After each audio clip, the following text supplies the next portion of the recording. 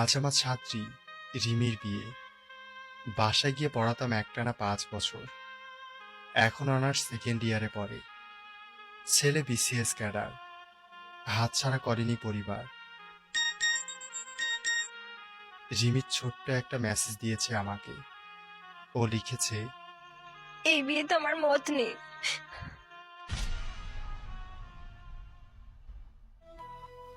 আমি আর কি বলবো।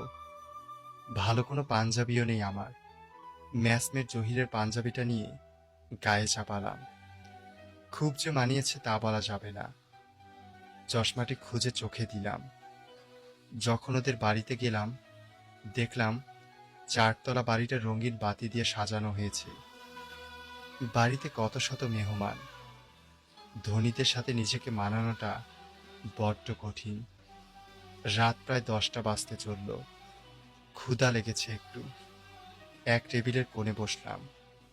হঠাৎ রিমি এসে আমার হাত ধরেছে আর বলছে, কুত্তার বাচ্চা, আমারে অন্য ছেলের হাতে তুলে দিয়ে তুই গিয়েছিস। ওঠ, আজকে তোকে খুন করব। এই রিমিকে আমি কখনো দেখিনি। শুনেছি বড্ড রাগী। আমি তো অবাক।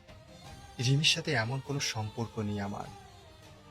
আমি বললাম, কি বলছো এসব তুমি? আমি কি করলাম? থামো রিমি, বাড়ি ভর্তি মেহমান। প্লিজ এমন করো না। এই কুত্তা, তুই জানিস না আমি তোকে পছন্দ করি। আমি তোকে ছাড়া বাঁচবো না। তুই আমাকে কখনো বুঝেছিস? এই ছুরি দিয়ে আজ তোরে আমি খুন করব। ততক্ষণে বাড়ির সব মেহমান চলে এসেছে।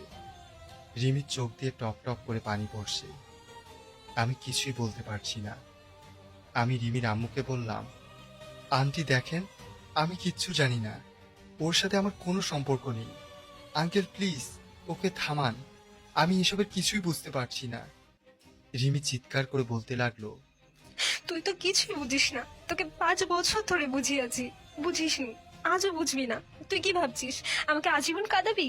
কুত্তা, তোকে আজ আমি শেষ করে ফেলবো। তুই জানিস না তোকে ছাড়া আমি কাউকে বিয়ে করতে পারবো না। চল এক্ষুনি তুই আমাকে নিয়ে পালাবি। তোমরা যদি কেউ আমার কাছে আসো তবে নিজেকেই ছুরি দিয়ে শেষ করে দেবো। আমি স্তব্ধ হয়ে গেছি। এই মেয়ে বলে কি? আমার মতো বেকার, গরিব, অসুন্দর একটা ছেলেকে কেন কেউ ভালোবাসতে যাবে? রিমি আবারও বলে উঠল, এই কুত্তা, চল এক্ষুনি পালাবি আমাকে নিয়ে। ওই ব্যাগটা নে, ওতে আমার জামা কাপড় সব আছে। চল, পায়ে কি শিকড় গজালো দেখি। বলেই আমার পায়ে ছুরি মারতে গেল। কোনো রকমে বেঁচে গেছি। উপায় না পেয়ে ওকে নিয়েই বের হলাম। ও একটা গাড়িতে উঠল। গাড়িতে দেখি আমার বন্ধু অয়ন আর রিমির কয়েকজন বান্ধবী। সোজা কাজী অফিসে। আমি রিমিকে বললাম, দেখো রিমি, আমি বিয়ে করতে পারবো না। আমার বাসায় কি জবাব দেব? আমার বাবা মা আছে। তোর গুষ্টি কিলাই, দে ফোন দে। মায়ের ফোনে কল দিল রিমি আর মাকে বলল, হ্যালো আম্মু, আমি আপনার ছেলের বউ। আজই আমরা বিয়ে করেছি, দোয়া করবেন কিন্তু। পরে ফোনটা আমার হাতে দিল। আমি তারপর মাকে বললাম, মা বলো। গাদারাম, তুই বিয়ে করার সাহস পেলি কই থেকে? যাক, কিছু একটা তো করেছিস।